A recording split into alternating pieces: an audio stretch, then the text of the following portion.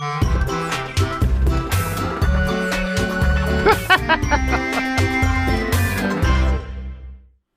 and welcome to Sunday with Mike, show number 94. On today's show, we're going to cover wedding packages, SSL certificate deadlines, PDF signing program, and why are you getting so many spam calls? Grab some coffee and join me. I'll be right back.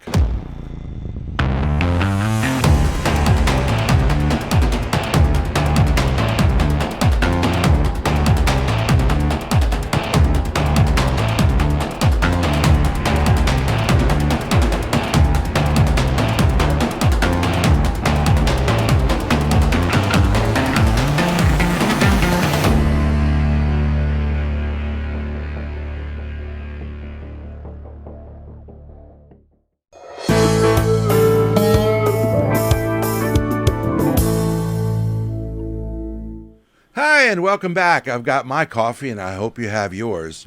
Before I had wedding packages, I used to struggle with this whole idea because I had no clue how to go about making packages in the first place. How do you price them? What packages could I make that my clients would actually find appealing?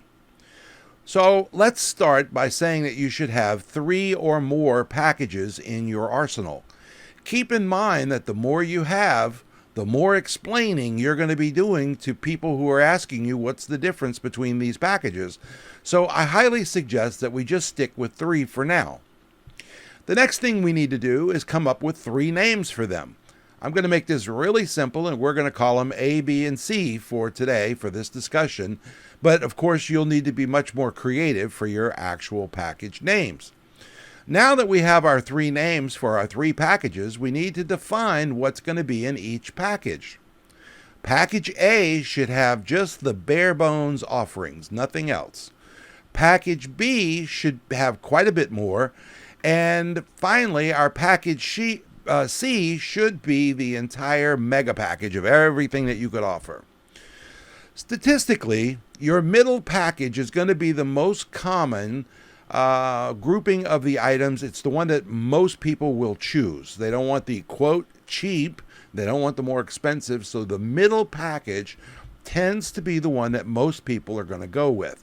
So you want that to be your most popular options. It doesn't really matter what it is, but whatever your most common services are, that one is what you want to write up as B. Now, the tricky part. How do you price these 3 packages? Well, since we know what B is already because it's our most commonly chosen package, we can price A below that one, and then C, of course, would need to go above it. Give them whatever you would normally quote for those services, and then after you've had a chance to interact with some of your clients and give these quotes out and kind of walk through it, you'll be able to polish your presentation, and you'll get a better feel for what you need to do and if you need to make any price adjustments. As a guide, I can tell you that I have a $500 spread from one package to the next in most cases. Your mileage may vary here, but you get the idea.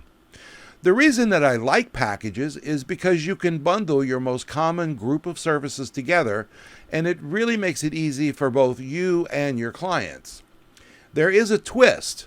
I offer a lot more services than my packages show.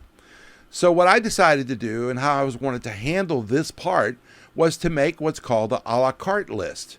So my clients can add anything they want from the a la carte list to any package. By offering it this way, they get exactly what they want and nothing that they don't want. Once you've tried packages and an a la carte sheet, you're going to be wondering why you never did this before. DJ Event Planner will change the way you manage and run your business. Streamline all of your procedures and software into one easy-to-manage system. DJ Event Planner, the ultimate online planning tool.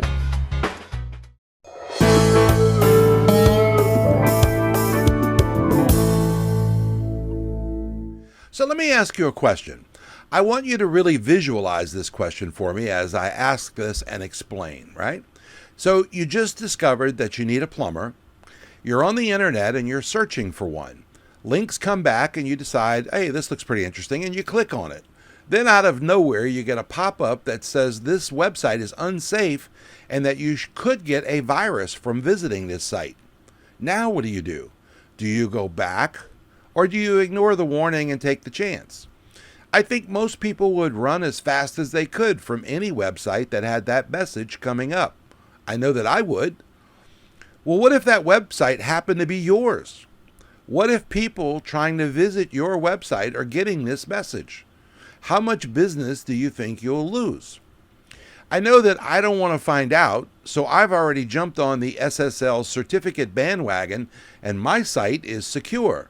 It turns out that it was a great move because Google has announced that starting in October of 2018, this year, just a couple of months from now, they will start flagging any site that does not have an SSL certificate for their website.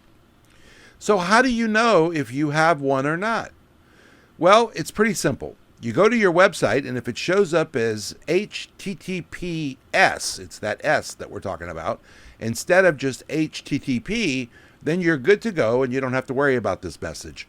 You can ignore the warning and pat yourself on the back for being ahead of the class. If your website is just an HTTP without that S, then you have a problem and you need to act quickly. Talk to your hosting company about installing a certificate on your website right away. Trust me on this one, you will lose a lot more money by not having a secure website, so just bite the bullet, go ahead and get it done as soon as possible. If you happen to have a WordPress site, there is a plugin that helped me when I converted over. I was getting a mixed content warning as soon as they install my certificate, which means that some of my stuff is encrypted and some of it wasn't.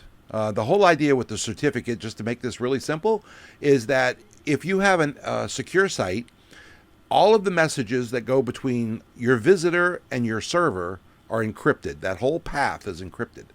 So if you get a mixed content message, it means that some of the stuff is not encrypted. And this plugin really helped me get that problem going. It's called Really Simple SSL. It works really, really well.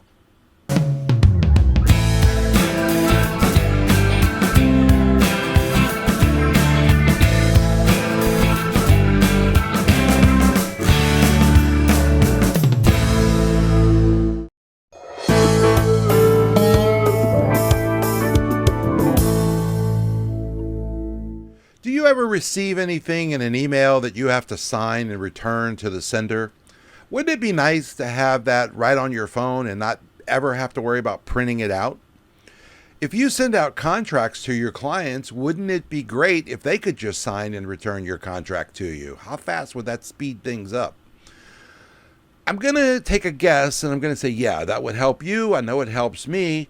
And so I went searching for an app and I found an Adobe app that's free. And this will let you or your clients fill out blank forms, like print your name and then sign. It will also allow them to sign the document without ever having to print it out. They can just sign it on their smartphone.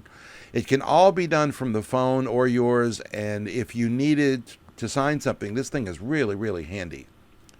Go to your app store and search for Adobe Fill and Sign. Download that app and email yourself a PDF to test it out with.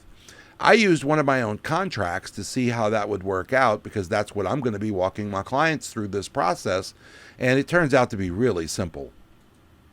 One of the cool features that I liked is the ability for the app to save your signature, and that allows you to use it over and over again without having to re-sign each and every time.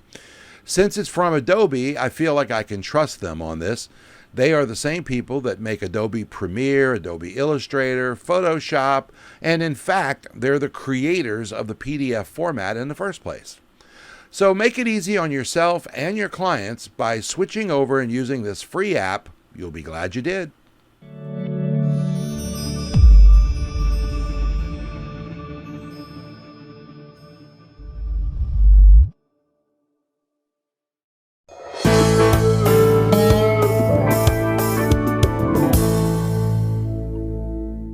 With the overwhelming number of spam calls, you have to wonder, how can they pay for so many phone numbers every week?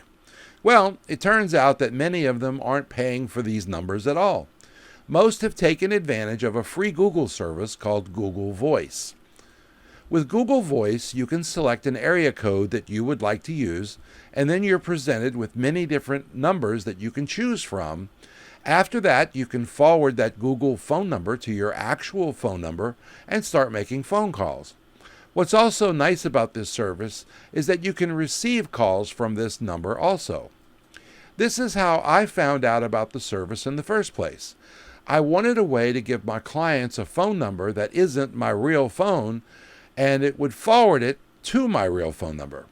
This way, I never had to give out my real cell number, and I didn't have to pay to have my number changed. All I had to do was change the Google free number whenever I wanted to. Well, the spammers have figured out and caught on to this, and it's exactly what they're doing too. I can't tell you how many times I've heard from Ann, who has called me from at least 100 different phone numbers wanting me to update my Google listings. So if you ever wondered how they keep changing their numbers so fast, now you know. If you ever wanted to set up a phone number that your clients could call that would be forwarded to your real cell number, now you know how to do that too. Google Voice. It's for everybody. That's going to be our show for today. I hope that you'll share it with your friends and give me your thoughts down in the comment section down below, and be sure to give us a thumbs up. We're still saving a seat for you in the Sunday with Mike Facebook group, and I hope you'll join us there. I'll see you next week.